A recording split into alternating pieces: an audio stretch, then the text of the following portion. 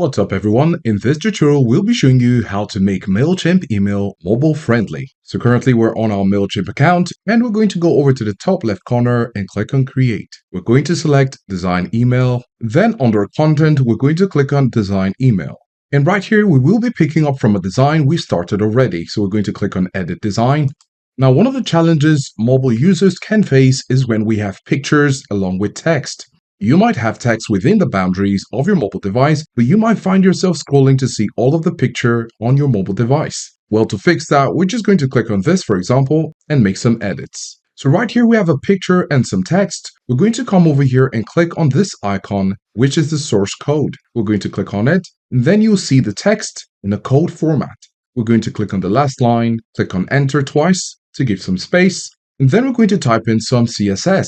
This is just a simple code and we'll be putting this in the description below. We're going to have style, image, curly brackets, and max width. We're going to put a colon, 100%, semicolon, and close the curly brackets. Get to the next line and close the style file.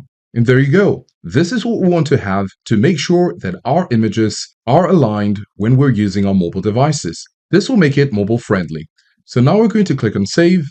Then go over to the top right area where we have preview, click on the drop down, and we're going to choose the first option, enter preview mode. And here at the top you can see desktop, mobile, and inbox. Because we want to make it mobile friendly, we're going to click on mobile to see how it looks like. And as you can see, the picture dimension is preserved for mobile version. If we go over to desktop, it shows as desktop. Going back to mobile, everything works just fine. Let us know if this was helpful and thanks for watching.